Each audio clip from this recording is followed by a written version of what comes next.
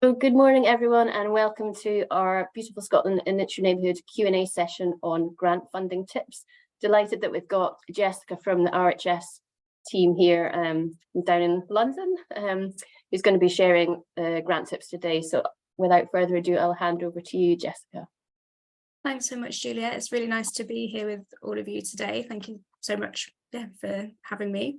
I recognise some of the group names who have been involved with RHS Communities funding previously or currently. So I will share my screen and hopefully this works. Bear me 1 second.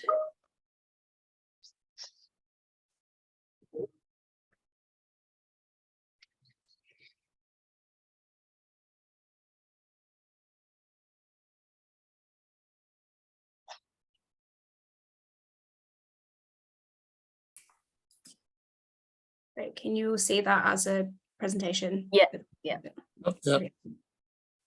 Perfect. So I'm Jessica. I'm the grants officer in the RHS Communities Team, and I'm going to talk today. I'll briefly go through the RHS community grants that we've done previously, and I'll go through some ways that you can prepare to start applying for funding, some tips on doing some research if you're going to be applying for grant type funding, some tips on successful applications and some common mistakes that we quite often see. So it'll be focused on doing getting the type of funding that you would need to do an application for, I guess is the best way to summarize the types of funding that I will be talking about. So just to give you a little bit of background about what I've worked on since I've started back in November 2021. We've supported over 100 groups and schools with nearly £500,000 worth of funding through the Community Grants Programme, which some of you might have applied for. I know some of you on the call have received or are currently in receipt of. So the grants have varied in kind of size and aim the last couple of years. So there's kind of an overarching aim of getting more people into gardening, getting newer people into gardening and supporting It's Your Neighbourhood, Bloom groups and schools registered with Campaign for School Gardening to support the work that they're doing and develop it further. So Scotland is our third largest funded area in the UK. So we get quite a few applications from Scotland and they're quite successful, like as a ratio, which is really good. So obviously Scotland's doing something right already. So hopefully that's encouraging for you all. We do see some really interesting projects. So this is the bit where I will go back to you for a second. So I just wanted to get an idea of what your experience of fundraising in this kind of way is, if people have done applications, what barriers you've maybe found in getting this kind of funding, and what puts you off making applications, or sharing some of the places you might have got funding from before. So I'll stop sharing so I can come back for a minute or so if anyone wants to answer any of those questions, just what your experience of this kind of thing has been so far. Hello. Hi, John. Yeah, go ahead. Hello. We've had a Connecting Communities grant recently, which has been quite successful. Connecting us with a local primary school, so they can send children across to learn about gardening. That's our most recent application anyway. Thanks, John. Anyone else want to share any barriers that come to Lorraine? We've Garden Community Group, we applied for the Awards for All funding from the National Lottery this year, and that was to fund all our community events of the year. And we've just successfully gained funding for community orchards with ActiveX. So we're hoping to start a wee community orchard in autumn this year. We've got a small garden club that we've started encouraging the kids to come.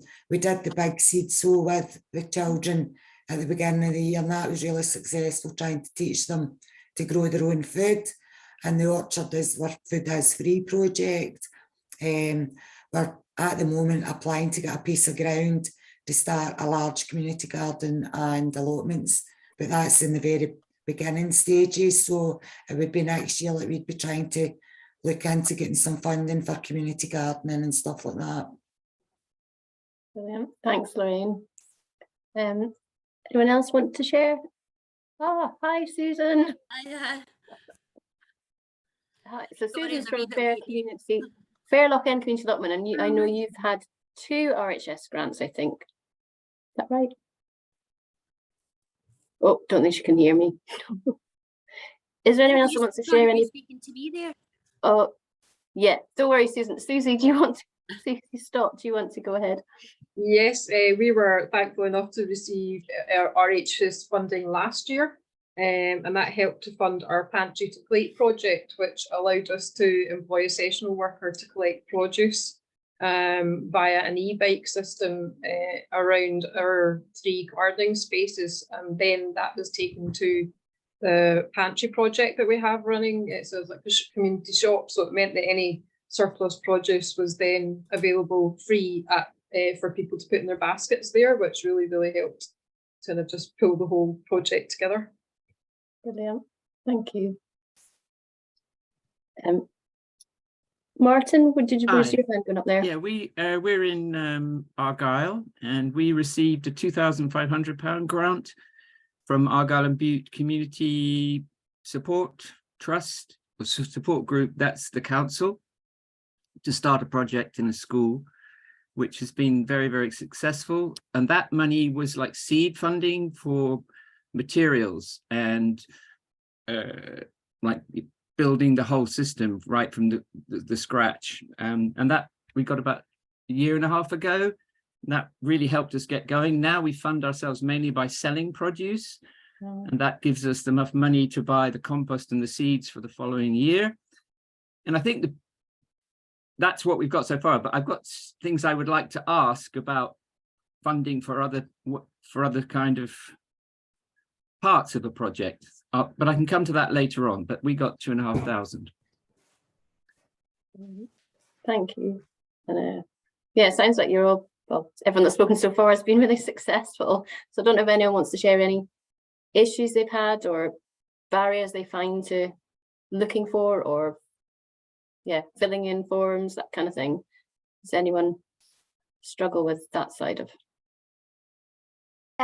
Julia, I can speak. I applied for one last year, and probably my mistake was I just didn't know the project enough. I had literally just started in post, so yeah, I was unsuccessful for that one. But I'm going to put that down to the fact that I was very new in post and didn't have a really good scope of all the different kind of benefits and pieces of work that was going on at the time. So yeah, I'm really keen to get some good hints and tips today to help me next time.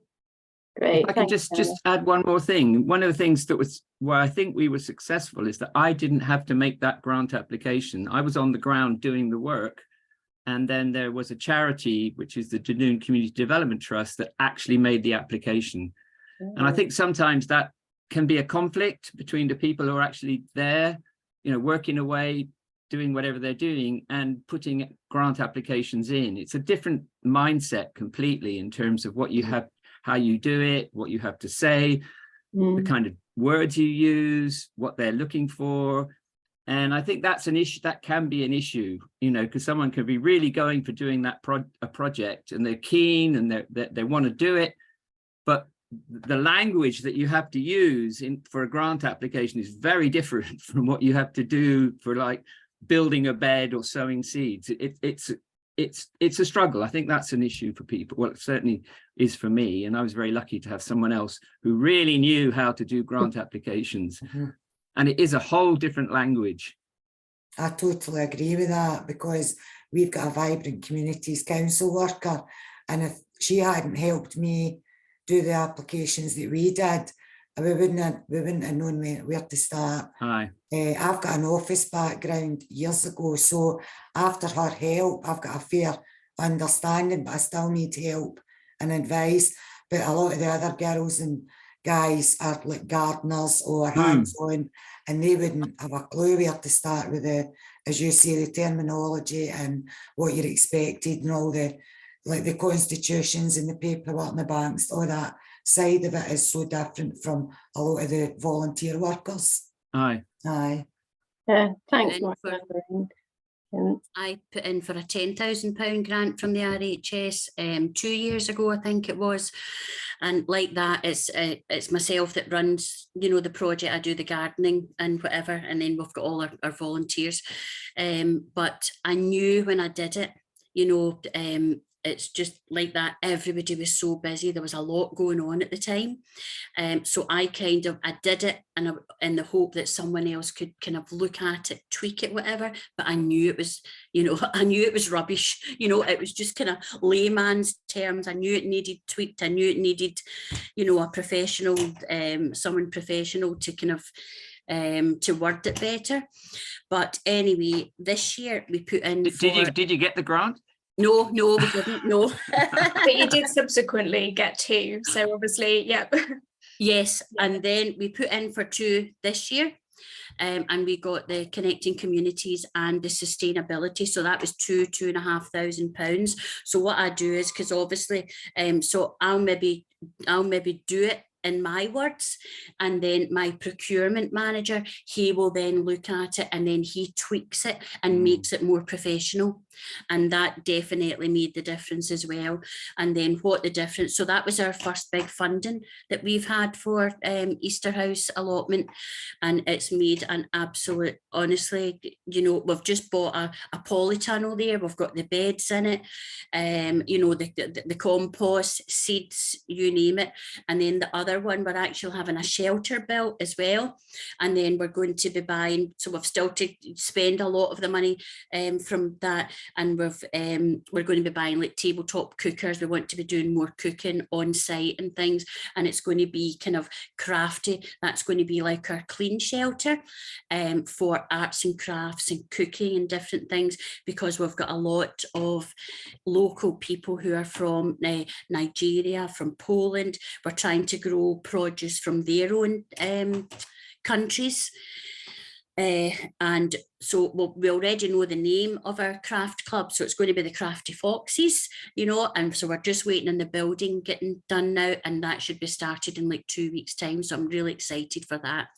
But it's been a godsend, honestly, getting those £2,500, you know, and extra, you know, we've had lots of extra, and then we've got Angela who comes every month as well, which is just you know, so Angela has just been absolutely brilliant, and everybody who's Angela? She's the RHS Scotland outreach officer. There's 2 of them, one on the west and one on the east. Okay.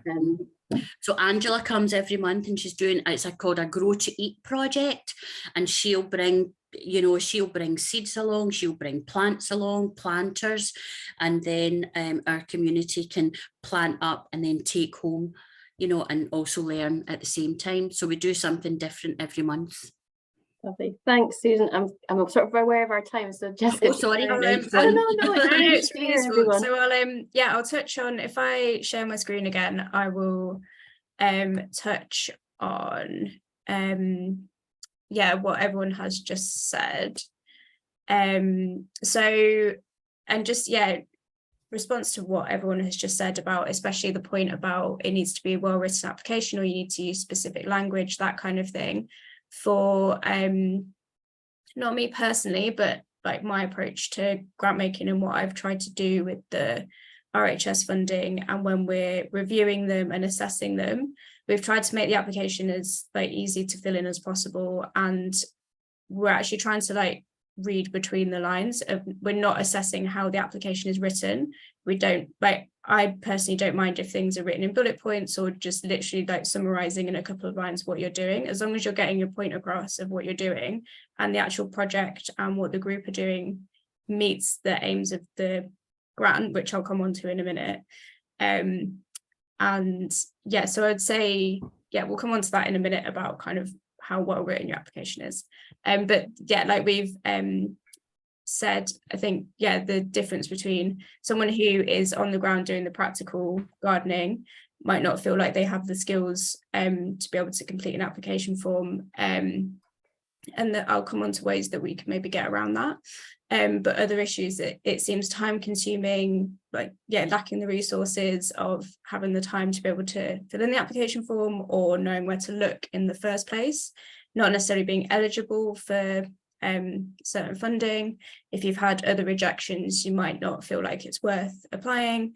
Some application forms I appreciate are really complicated and overly complicated, and funders ask a bit too much from people, I think, depending on the level of funding you're looking for, and just not hearing about where to go for funding or not being in the loop of that kind of funding world. So hopefully the next few slides will help a bit with like how to think about starting to look for funding or how to prepare, so you can address some of those issues or the barriers that you might have faced before. So I think it's a really good idea to start. There's specific questions that most applications will ask of you in some way or another. So if you can have answers to those ready to go, as just like a little summary template answer that you can copy and paste in that application form. When you then hear about funding, it's a lot easier just to have all of those answered. And most applications, I would imagine, for the type of grants that you're going for, should ask these questions in some form or another. So what type of group are you? So whether you're constituted registered charity or a community interest company or an unconstituted community group, just kind of knowing that at the start is a good idea. And then being able to summarize your core aims and objectives. So what does your, and joined with the next one, like what your group actually does and what you're trying to achieve, how you know there's a need for your work. So have you spoken to people in your community? Have they come up to you? Do you just see every day that like a certain area of your local area needs doing up, or you know that there's new communities arriving who you want to work with? So how do you know that that needs addressing? Who you're working with and who benefits from your work is a really important one, and being able to summarize that. How your group is run. So is it all volunteer led? Do you have kind of decision makers, or is it all just done kind of ad hoc? What you're aiming to do and like what success will look like. So going back to like the aims and objectives, how will you know that you have achieved them? And I think the most important one is what makes your group stand out from other similar groups. So there's so many community gardening groups across the country, which is really great, and everyone's doing amazing work. But knowing what will make your group and therefore your application stand out from other applications, I think is a really important thing to understand. So kind of getting together with other people in your group if you've got time, or I think just if you keep these in the back of your mind when you're out gardening and doing your actual work, think about how you might answer these, and then you can just make notes if you have time before you start looking for funding. So then there's some like very practical things you can do to open up more funding opportunities. So it might not be relevant for all of you, but becoming a constituted group and having a constitution and having those kind of documents will open up quite a lot of other funding for you. So some funders will only fund registered charities. Some will let you have like a conduit group. So you can meeting is being recorded. So you can, use them as your kind of official organization. But if you have time and you think it's appropriate, looking at becoming constituted, so then getting your own an organizational email address as well. So you can just get like a Gmail account set up with your group name, and that quite often looks better, and it means that like everything is in one place as well, if different people can access that email address as well. Get a bank account. Most funders now will want to see certain policies and procedures in place, especially things like safeguarding if you're working with young people or vulnerable adults. Obviously you need insurance and risk assessments, and there's at the end there's like some places you can go to like get advice with putting that together, because that can be quite a big job. And having a really simple budget as well, I think is important if you're going to be starting to apply for funding, knowing, because it can help you show where your income is coming from, but also where the gaps in your funding are. So if you know that if you've got some money for plants and tools and that kind of thing, but you need some funding specifically for, say, a new website or doing some events, it can kind of help you see where you might need that money, and most applications will require some kind of budget to go along with them. So if you start doing that early on and preparing, it's much easier to complete the application form when it comes around. And then those kind of like basic things you can do. There's then a bit of a higher level, I guess, doing a skills audit of your group. So if there's multiple people in each of your groups, like lots of you will know about gardening, but some of you might come from might have certain skills or backgrounds which will help with completing the application.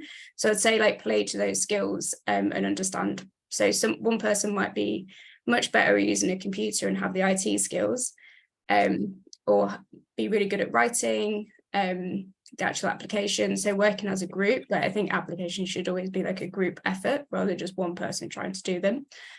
So you can all play to your skills.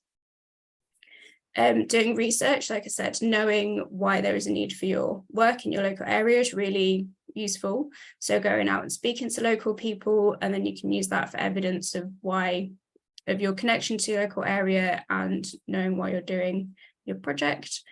Quite often working in partnership will also open up other forms of funding as well, and it can really help improve your work. You guys will all know about the gardening side of stuff, and you're probably really well connected to your communities in lots of cases, but if you want to start working with specific groups, so some of the most successful grants that we've made or the funding that we've done, and I think some of the groups that are probably on this call, is where they're working in partnership. So where there's this group in Leeds where they know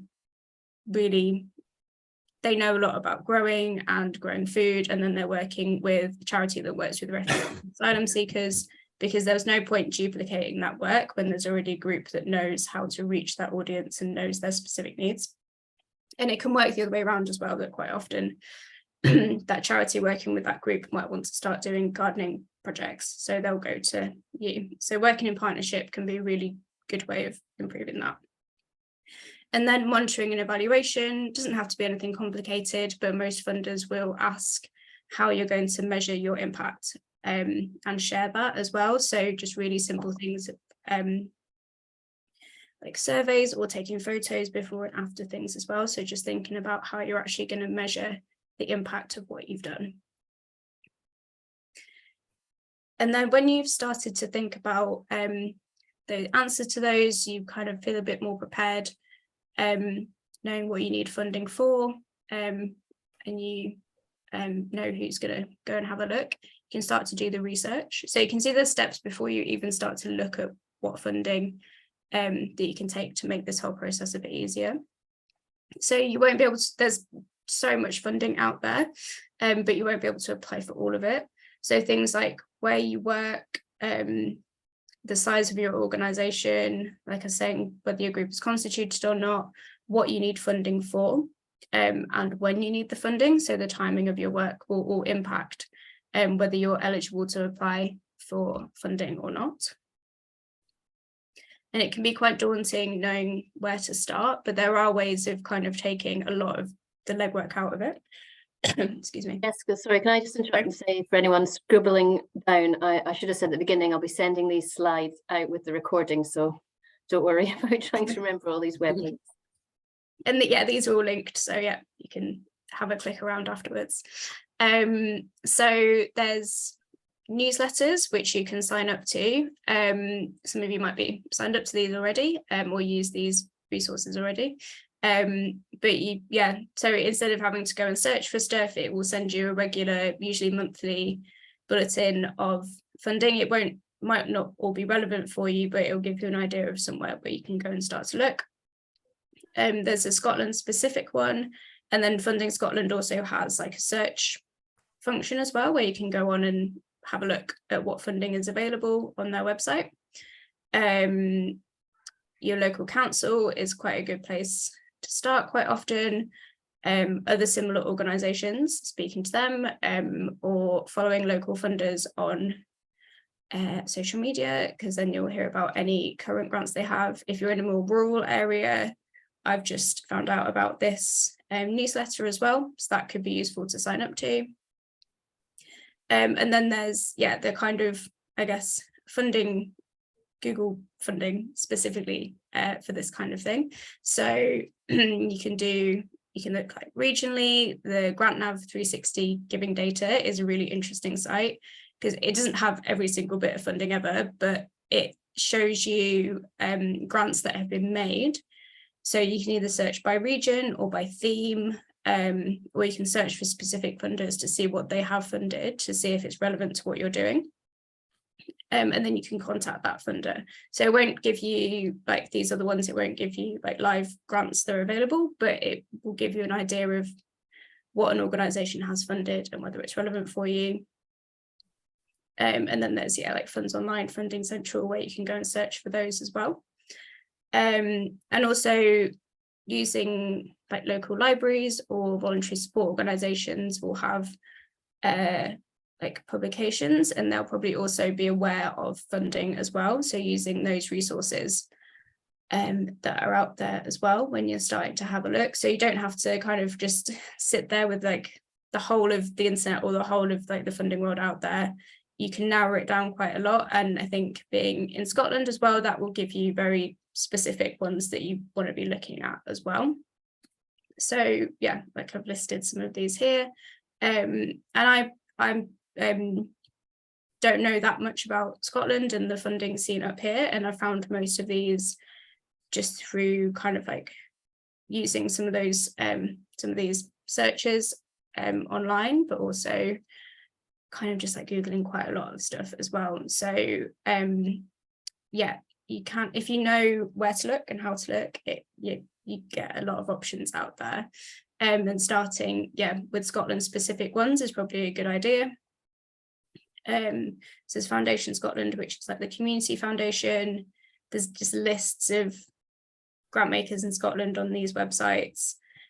Speaking to other similar groups, like I said, working in partnership, going and talking to other similar groups, see who's funding them and if there's any projects that you can do together and share resources on.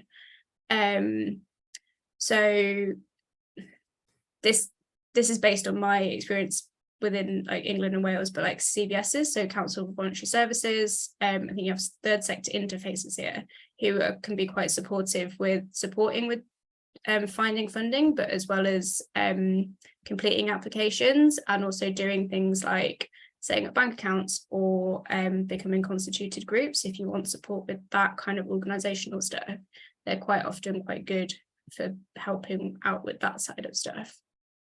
And there's also things like Neighbourly, which connect mainly businesses, and they kind of run grants programs for third parties. So it's worth registering and checking on there because it's kind of like a matching service for funders and community groups. And then there's also national funders. So someone mentioned National Lottery earlier. They have various different funding going all at the same time, and there's a under £10,000 programme, which yeah, they fund a lot of stuff, so it's always worth looking at them. There's also stuff like Postcode Lottery Scotland. Groundwork has various different things, and the Groundwork website itself, even though they're a competitor, but I don't mind telling you that there's like quite a lot of good information on there about completing applications and support on there as well. And then Nature Scotland, so these ones tend to be more kind of gardening, growing and environment specific. And then beyond kind of traditional funders or grant makers, there's also most large companies or like utility companies have some kind of community support or funding program. So I've given a few examples here of some of them might be grants that they make, others, so like B&Q, they have like a community reuse thing where they will donate old not used, but kind of, I think it's their returns to stop them going from waste. You can get heavily discounted or free materials. And similar schemes happen with like Wilco or Homebase, any of those kind of places.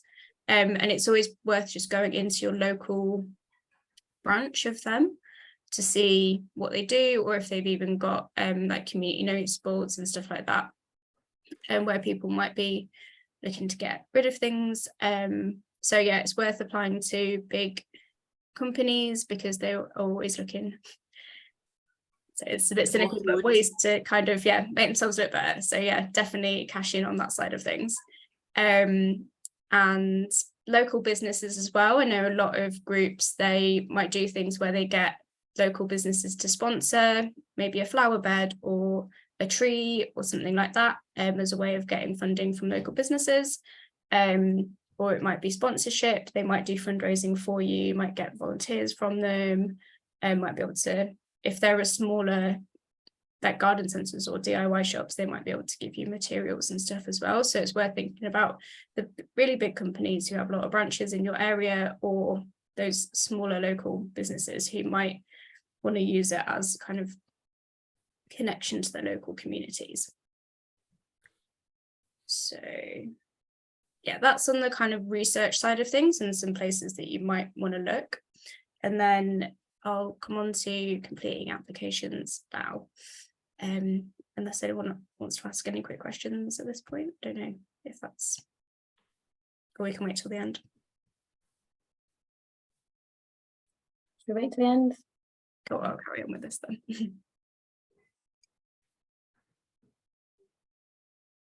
So I've based these two slides on kind of common, like what we see, what's evident from the successful applications that we get, and then on the next slide, which is the common mistakes, on the main reasons why people are unsuccessful quite often.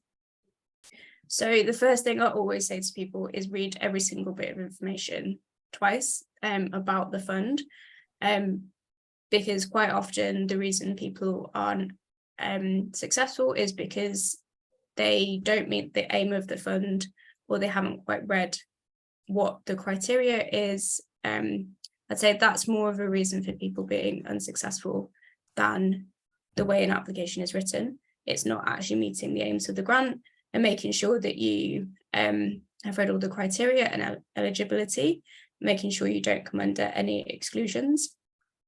Make sure you know when the deadline is, the timings, and what the process is. There's quite often FAQs as well, and I would say contact the funder as well. There's always a contact email or telephone number where you can speak to them and ask them about what you want to apply for and see if it's relevant, and they might be able to give you a bit of advice on whether you should apply or not, on what they're really looking for, what the priorities of that funding are, and make sure you understand that and take that on board. Because there's no point applying for funding that you're not going to get when you've already got limited resources. It's best to concentrate your time doing a better application for one that you actually have a chance of getting funding for. And say, if possible, I appreciate sometimes there's like tight deadlines, or you might see it at the last minute, so this might not be possible, and that's where the preparation side of things comes in, that if you've got the answers to those questions ready to go, this bit is much easier to do. So read through the entire application before you start answering it. You can quite often get an offline or like PDF version that you might want to print off, so you know exactly what you need to do for the application, what's required. Like I said before, I think working together as a group as much as possible and playing to your different skills is the best way to complete an application, rather than relying on one person to do it. You might get the answers from one person who knows about the project, but then you might be better at writing, or someone else might have better IT skills. So do try and share the labour a little bit as much as possible across the group. Or go, like I said, go into your local like voluntary support organisation, finding another organisation. If you maybe want to work in partnership, share the load across that as well and get advice where you can. Quite often, if it's an online form, drafting it outside of the form is a lot easier. You don't have to deal with any technical issues. you can write up your answer and then paste it into the application form when you're ready to go. Gives you a bit more space to kind of draft it and write what you want to. I'd say be concise is much better than writing a lot of information that we then have to read through, and it's difficult to understand what you're talking about. So like I said, bullet points are quite often fine. You don't have to write in prose, and it doesn't have to be that well written. And make sure there's consistency across your application as well. Quite often the ones that are unsuccessful are where they've talked about one thing in one answer to an application, to a question, but then that bears no resemblance to what they've then talked about in subsequent questions. So make sure it's consistent what you're talking about across the whole application, and it refers back to like the project or your organization and what you're talking about from the start. Oh, sorry. And with the questions that we give you, we're looking for reasons to fund your work. We're always looking for like the reasons to fund you, rather than, we're not trying to catch you out. We're not trying to kind of mark you down. We're always trying to find the reasons to give you the funding. So use that space to really sell yourself. And this is where that the question about like what makes your group stand out from others is really important, because that's what we're looking for in these answers. And we've written those questions so that you can tell us the information that we need. So make sure you're actually answering the question that we've asked. And make sure it's clear. Try and read it from like the perspective of someone who doesn't know what you're doing and doesn't need any like prior knowledge of what you're doing. And make sure it's just like very clear what your group is and what you're applying for. Sometimes there can be a bit of a like presumption of knowledge of your group or what you're doing, when it could be anyone who is reading your application to score it. It's not necessarily someone who knows your group or organisation, so make sure that's clear. And also save a copy of your application so you remember what you have written and what you've applied for. So there's a little bit of repetition between this one, but yeah, the most common mistakes that we see are just not being eligible, and groups not reading the aims and the priorities of the grant and not being in line with that, and that's why they'll be unsuccessful, or asking for funding for something that's not covered by the grant. So with our community funding, we fund kind of anything. You can use it on anything really. That's like core salaries, materials, whatever you need, other than like big capital projects. So make sure you've understood what you can actually use the funding for. Not providing enough detail, like if you don't write something down, then we don't know it. So making sure that you have really explained what you're doing. It's quite clear when something's been rushed or there's not been any thought put into it. We quite often just get an application. As soon as the application's open, someone will just put an application in without thinking it, and obviously that's not going to be successful because there's been no thought put into it and it doesn't answer the questions. So that's where spending time when your application comes in. Not using the space properly and repeating yourself across answers. So especially if there's word limits, don't waste those words saying something you've said in an earlier question. Make sure you're really answering the questions and what they ask you. And just referring to kind of generic evidence as within your application. So we all know that gardening is good for well-being, but what we want to see in your answer is that you understand that gardening with your specific participants or the people that you're working with is good for them. So always relating something back to what you're specifically doing, who you're working with, and your specific project. Like I said, lack of consistency across answers as well can be quite confusing to read and understand what you're actually doing.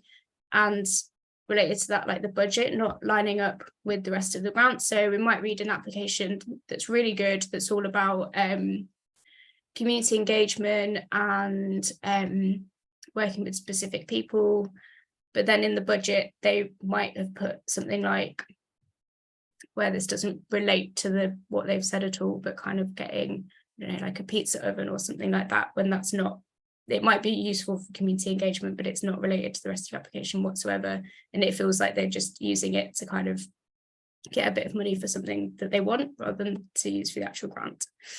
Quite often lack of user voice or understanding the people they want to work with comes across quite a lot, where again working in partnership with specific groups, organisations can help with that, and it's really clear if you're trying to work with a group but there's no user voice or understanding of how to work with that group at all.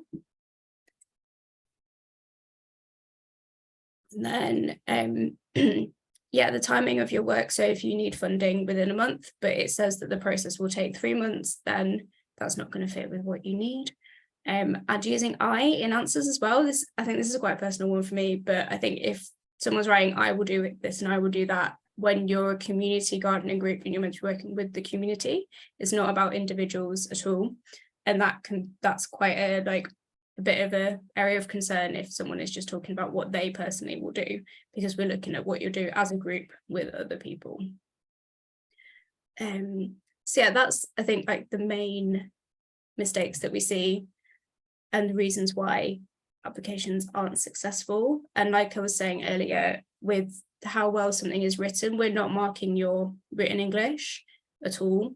We're marking what you're doing and whether your project meets the aims of that grant. So you don't need to be using fancy language or technical language, as long as you're answering the questions that are there in the application form and providing the information that we've asked, and you meet the aims and priorities of that grant.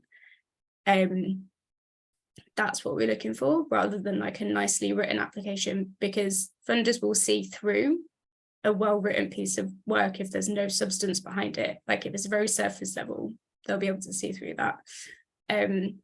So yeah, it's more about what you're actually doing and how that stands out from the crowd, definitely. So yeah, so I feel like I've ran through those quite quickly, but yeah, I'll stop sharing my screen and then people can ask questions. I have a question. Yes, John. We're trying to look for funding for a volunteer coordinator. This will be someone for like 2 or 3 years part-time, and there seems to be a huge lack of funds for salaries. Is there any advice you can give us on that? Yeah, in terms of actual specific funders, I would I think, again, like not knowing the scene that well in Scotland, it's quite hard to like tell you specific places to go. But I would, if you like, where have you looked at certain places already? Can you remember what you've looked for, or like where you've looked?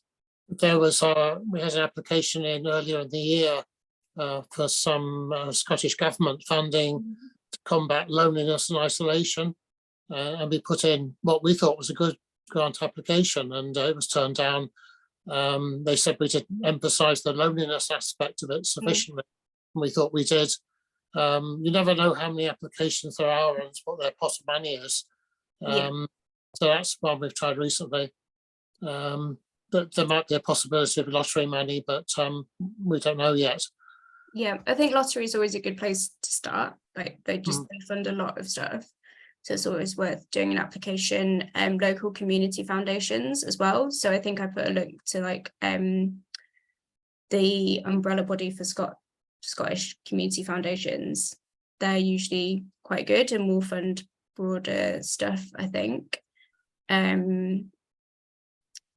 But yeah, it's tricky to give you tell you exactly where to go. But I think if you look at those lists and use the GrantNav 360 search, you can always search for like volunteer coordinator in Scotland on there, and that will come up with some places that have funded that, hopefully, if it works properly. So yeah, and again, going to your local like voluntary support organisation, they will probably know better exactly like where to go for that kind of thing. Can I just go on from what he just mentioned, because I don't know what other people's experience is, but ours is that we've set something up, we got the funding for the infrastructure, which has been very, very successful, and then there's that next step where it kind of needs someone to be like John just mentioned, salaried. And often you can't generate enough from whatever you're producing to pay someone to do that work. And is, in your experience, or is anyone else's experience, when it comes to, you did mention the word like core salaries, in relation to funding, is that usually more difficult, or is it seen as not really what grant funding is for? Grant funding is more for infrastructure and, you know, like you say, events and things like that. But I don't know whether anyone else has this experience of like, you get so far, but you actually need someone on the ground on a, you know, maybe on 1 day a week, 2 days a week, to actually be able to drive it, supporting the volunteers and actually doing some of the work. And I think that can be an issue for organizations, community organizations, particularly once they've got going, because, you know, using volunteers is brilliant, but there's that thing of burnout, you know, changing volunteers leave, and how to create that consistency. And I think one of the ways is to be able to fund somebody to kind of be there, you know, as a sort of central core to whatever the project is. And that, in my experience, doesn't usually happen in the first year or the second year. That's when there's a lot of interest, there's a lot of, you know, goodwill, but there's something that then happens after that. And I'm just would like to know whether either from Juliet or from you or from anyone, what's your experience around that kind of issue of salaries and paying people? Sorry, Susan from FAIR, do you want to share your experience? Yes, well, the FAIR charity in Easterhouse, so I started 2 days a week with them. I used to do a community role with Tesco for 10 years. But anyway, I was 2 days a week. They paid my wages. Who did? Who did? FAIR Scotland. Okay. So we're a children's charity in Easterhouse. So we deal with a lot of child poverty and fuel poverty, and, you know, with family liaison workers and different things. But local people had come to FAIR to say there was an allotment across the road. It had lain empty for years, and it was local people that kind of that drove them to find someone, you know, to get the project up and running again. And then last year, they funded me 5 days a week. So I get paid 5 days a week now. Is that charity very specific to your area, the one you just mentioned? Yes, it's not like a charity that you would maybe go to for funding, you know. As I say, we work with lots of schools in the community, lots of families, vulnerable families, you know, poverty. We've got, you know, there's a lot of poverty here as well. So, but because the allotment has become very successful, because we have now 5 nurseries, 2 primary schools, we have a secondary school, we've got an adult group, adults from the Daffodil Club, elders in the community, we've got childminding groups. So we've got lots of groups that come along, they've all got their allocated time slots. And then so FAIR realised that this was something, you know, that was definitely going to benefit the community. So, and with that as well, I do volunteer lots of extra hours because, and I do it for our own project now. But they pay me a wage 5 days a week. Thanks, Susan. Is there any other groups you've had success getting funding for? Coordinators that can help Martin? I think while people are thinking about it, I think across funding it is an issue that like traditional foundations and trusts especially are less inclined to fund salaries and that kind of core work, because it's harder for them to see the impact of their funding. That's why they like it less. So if a place does fund salaries and will fund a volunteer coordinator, I think if you can show how it's going to improve your work and like the project funding that they like, if that makes sense. So making the link from employing somebody. So if you employ a volunteer coordinator, how that's going to then improve what you can do, how you can do it, you can support more people, you can get more volunteers involved, because there is that disconnect still between them understanding that not everything can be volunteer run, and they want to see things that are volunteer run, when, as we all know, that's not efficient and it's costs more money ultimately. So I think connecting, paying someone to improving your work is how you kind of have to get around it, which is a little bit tricky and takes a bit longer. But if you can find places that do fund core work, that's how you can hopefully increase the success of that. Sorry, Joy, did you want to? Yeah, John might know the answer to this, but I'm aware that Amersfield Garden outside Haddington now has a paid coordinator. I'm not sure whether coordinator is the right word. Yeah, she's a volunteer manager, I think, or volunteer coordinator. Yes, yeah. No, I don't know where the funding for that's come from, but might be worth trying to find out. I actually know about that because that's what I thought you might, John. I'm a volunteer at Amersfield as well. Oh, right, okay. And the coordinator. You have Erin, don't you? Erin, yeah. Yes. She's funded by East Lothian Council. Okay. Partly by the lottery. So yeah, that's the funding for that. Okay. Yeah. But the problem is that the garden is actually leased from East Lothian Council. So that gives them a reason for helping to fund her post. Whereas we're in a different situation. So it's a bit more difficult for us getting funding. Yeah, just a thought. Yes, thank you.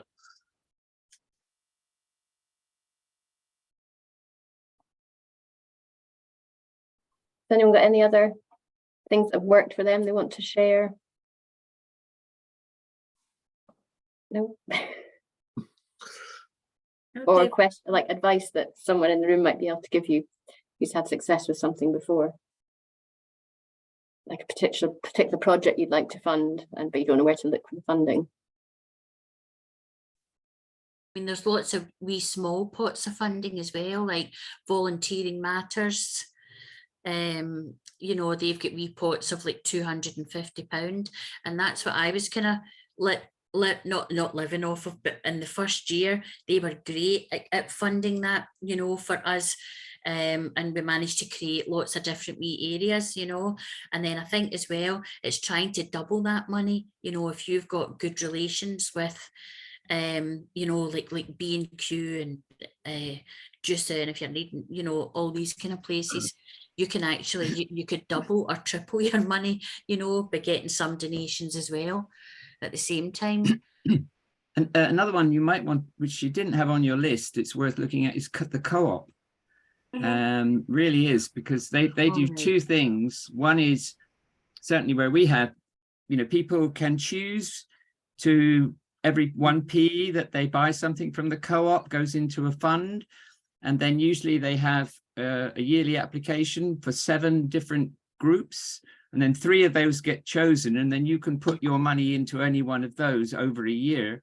And the other thing that they have, which we're just tapped into, is that they have a discretionary award that the local co-op can give without having to put an application in. You just go to the local co-op, and they usually have a co-op pioneer, and they just give you like £150 for something that you're doing. It's really worth just tapping into that and seeing if your local co-op has a pioneer, because they drive it. And then they either have the applications for the bigger grants, or they have this discretionary £150 just for something. They usually come and visit your site, and you say, well, we're doing this, and they say, okay. And usually it's the pioneer and the manager of the shop that make that decision. So it's worth going to the co-op and just having a look at this, just small amounts of money and quite big amounts of money. I think ours is about 2,500 this year for one of 3 groups that's going to get it. So that's another source. Thanks, Martin. I meant Hannah, to see. oh, Hannah, you've got your hand up. Oh, she's gone. She's back. Sorry, somebody started mowing the grass. Another one, just to follow on from what Martin said there, we recently had just a local councillor that popped into our garden, and what I didn't realise is local councillor have their own funds. Wow. And it was at the end of the financial year, and this councillor wanted to spend their funds. So actually they donated the remaining of their funds, which was actually £4,500, to work in the garden. So that's another route that I was completely unaware of. So it's definitely worth inviting your local councillors to your garden space so they can see the benefits of it. That's a brilliant tip. Thank you, Hannah. It's really useful. Well, we had one of the local MPs came down and he donated 2 bags of compost. He was very generous of him.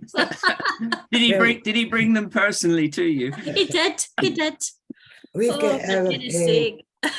local councillors coming to a fundraiser to get a soaking. Does that count?